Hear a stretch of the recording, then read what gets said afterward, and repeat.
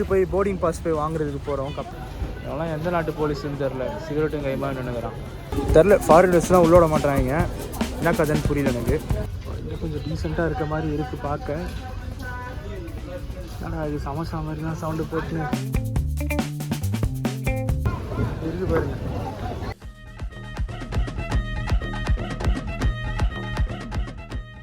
நான் தான் பேர்கில்ஸ். வாழ்க்கையில் சில கரடு முரணான பாதையில் கடந்து அப்படிங்கிற மாதிரி இன்றைக்கி நம்ம மனோக்குவாரியிலேருந்து பியாக்குன்ற ஒரு ஐலாண்டுக்கு போகிறோம். ஆல்ரெடி உலகத்தில் ஏதோ ஒரு மூலையில் வாழ்ந்துகிட்டு இருக்கேன். இதில் இன்னும் வர மோசமாக ஒரு ஐலாண்டு என்னன்னே தெரியாத ஐலாண்டுக்கு போகிறோன்றப்போ ரொம்ப எக்ஸைட்டடாக இருந்துச்சு. அதுவும் கப்பலில் போகிறோம் இன்றைக்கி ஃப்ரெண்ட்ஸ். வாங்க இந்த வித்தியாசமான வீடியோக்குள்ளே உள்ளே போவோம்.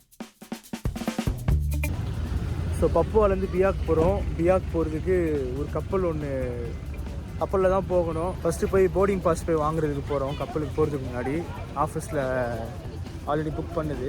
ஒரு 600 700 தான் வரும் இந்த டிக்கெட்டுக்கு. ஸோ அதனால் பார்க்கலாம்.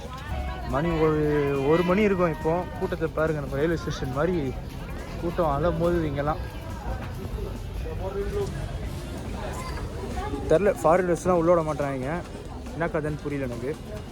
நம்மளுக்கு இங்கே ஹோஸ்ட் இருக்கிறதுனால அவங்க வந்து பார்த்துக்கிறேன்னு சொல்லி உள்ளே கூப்பிட்டு பாஸ்போர்ட் போட்டு வாங்கிட்டு போய் போர்டிங் பாஸ் வாங்குறேன்ட்டு போயிட்டாங்க.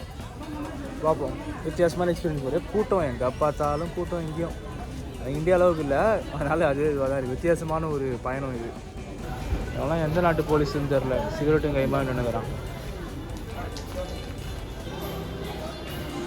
டிக்கெட் வாங்கி விட்டோம். போர்டிங் பாஸ் உள்ளே போனோடனே மைண்ட் செட் எனக்கு அப்படின்ற மாதிரி இருந்துச்சு. ஏன்னா எங்கே பார்த்தாலும் துப்பி வச்சுருந்தானுங்க. ஏன்டா வடக்கு ஊரில் தான் எங்கள் சைடில் இப்படி துப்புறாங்கன்னா நீங்களும் இப்படி இருக்கீங்களான்னு சொல்லி எங்கே பார்த்தாலும் துப்பாக்கி தான் இந்த இடத்துல. ஸோ அது மட்டும் கொஞ்சம் கடுப்பாகவே இருந்துச்சு பார்க்குறப்போ. ஒரு அரை மணி நேரம் இருந்துச்சு எங்களுக்கு கப்பலில் ஏறுறதுக்கு முன்னாடி. அதுக்கு முன்னாடி பார்த்தீங்கனாலே எங்கள் சூடு சரியான சூடு. இந்த ஏசியில் கேஸ் இல்லைன்னா அப்படி மாய்ஸ்சராகிற உடம்பெல்லாம் அந்த மாதிரி ஒரு உடம்பு அப்படியே ஈரமாக அப்படியே பேக்கி அதி தூக்கிக்கின்னு ஒரு மாதிரி கடுப்பாக இருந்துச்சு. அது வழியாக தான் உள்ளே போனோம். பூட்டி வச்சுருக்காங்க. இன்னும் திறந்து விடல. அங்கே ஆனால் கப்பலில் நிறையா பூமருங்க நிற்கிதுங்க அங்கேயும் இங்கேயுமா. என்னன்னு தெரில. ஆனால் பெரிய கப்பலுங்க. என்னை விட்டா இன்றைக்கி நைட்டு நான் தூங்காமல் மேலே எங்கேயா போய் இன்னுன்னு ஆள் தான் இல்லை. ஒண்டிக்கட்டையாகவே டைட்டானிக் பாட்டு பாடின்னு வருவேன். ஜாலியாக நல்லா இருக்குது. முழுகாமல் இருந்தால் சரி.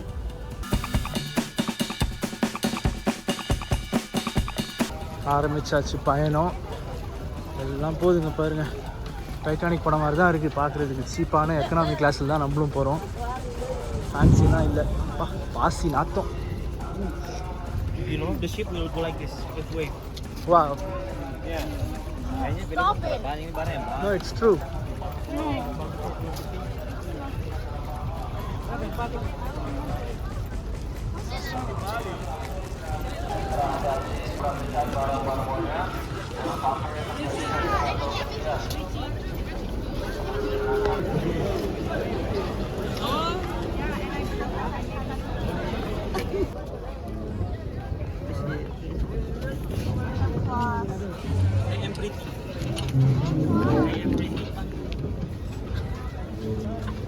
தான் உள்ளே போகிறோம்.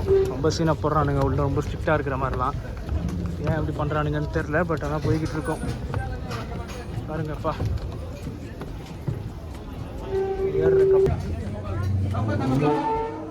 ஏசி இருக்குப்பா உள்ள. அது வரைக்கும் நிம்மதி. அதான் கொக்கா நானா என்னடா இது இப்படி இருக்கிறீங்க எல்லாரும். Burgers. Deck 5.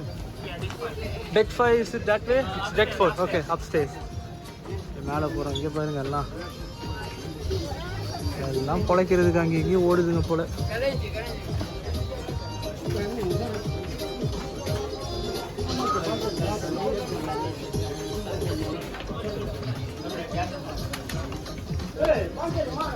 பாருங்க எப்படி இருக்குது இடம். சாரி என்னால் கேமரா அந்தளவுக்கு பெருசாக இதெல்லாம் காட்ட முடியல. எனக்கு வேறு முட்டையாக வச்சுன்னு ஆட்கள் எல்லா இடத்துலையும் உக்காந்துக்குன்னு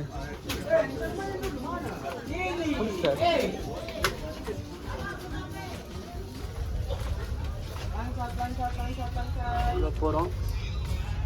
இன்னும் கொஞ்சம் டீசெண்டாக இருக்க மாதிரி இருக்குது பார்க்க. ஆனால் இது சமோசா மாதிரி தான் சவுண்டு போட்டுன்னு குவைட் ஃபைன். இந்த மிலிட்ரி ஆஸ்பத்திரியில் அந்த மாதிரி இருக்குங்க பார்க்குறதுக்கு. படுகை போட்டிருப்பாங்க பாருங்கள். என்ன ஒரு நல்ல விஷயம், ஏசி இருக்குது, நல்லா சில்லுன்னு இருக்குது உள்ள. அது ஒன்று தான், வேறு எதுவும் கிடையாது. மோஸ்ட்லி பியாக் போகிறதுக்கு ஒரு 9 மணி நேரத்துலேருந்து ஒரு 11 மணி நேரம் கிட்ட ஆகும். ஆனால் இதில் போகிற முக்கால்வாசி பேர் பியாக் ஐலாண்டுக்கு போல், அவங்க எல்லாம் போகிறது எல்லாமே வந்து ஜெயபுராவுக்கு போகிறாங்க, அதாவது capital city of Papua. So அதனால தான் ரொம்ப கூட்டமாக இருந்துச்சு. மோசமாக இருக்குது இடங்க.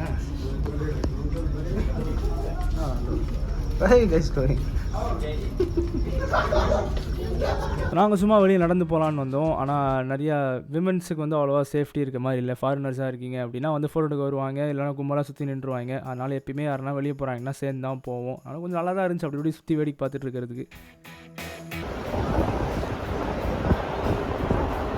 மேலே டாப் மோஸ்ட் தான்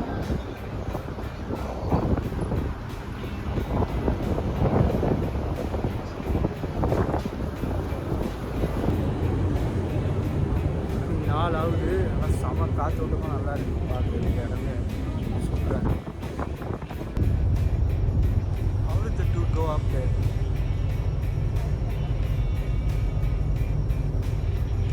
ஒரு வழியாக ஆய்வு பயணத்துக்கு அப்புறமா வந்து சரி தூங்கலான்னு சொல்லி முடிவெடுத்து ரொம்ப டயர்டாயிருச்சு. ஏன்னா 1 மணிக்கு ஏறணும், 4 மணி 4 வரைக்கும் தூங்காமல் சுற்றினே இருந்தேன். ஒரு கட்டத்தில் தூங்கி அப்புறம் நிம்மதியாக காலையில் முழித்தேன். அப்புறம் பழக ஆரம்பிச்சிருச்சு உடம்பு அந்த இடத்துல.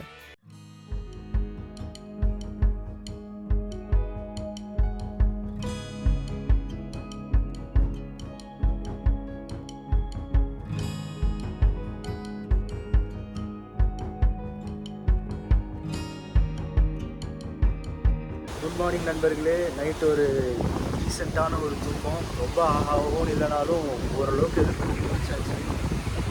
ஏதோ ஒரு மூலையில் எங்கேயோ ஒரு இடத்துல வாழ்ந்துக்கிட்டு இருக்கேன், ஏதோ ஒரு இடத்துல போய்கிட்டு இருக்கேன். இப்போது ரொம்ப அழகாக இருக்குது பார்க்கவே இடமே. அமைதியான கடல், அழகான சூரிய உதயம், இது எல்லாத்தையும் வேடிக்கை பார்த்துட்டே இருக்கிறப்போ நான் இறங்க வேண்டிய நேரமும் இடமும் வந்துச்சு. அவ்வளோ இறங்க போகிறோம் போட்டை விட்டு பியாக்ன்ற ஐலாண்டுக்கு. Let's see.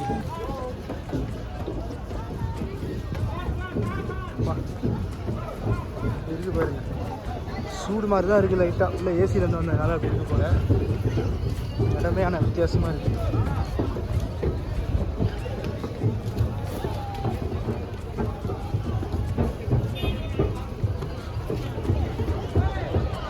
நம்ம இங்கேருந்து இறங்கணும், போய்கிட்டு இருக்கோம். இப்போ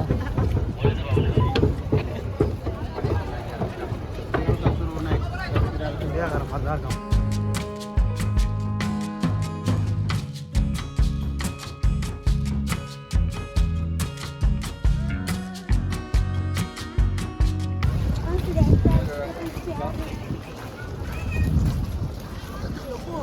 இப்படிதான் இருக்கு இடம் பார்க்க. புதிய ஐலாண்ட், புதிய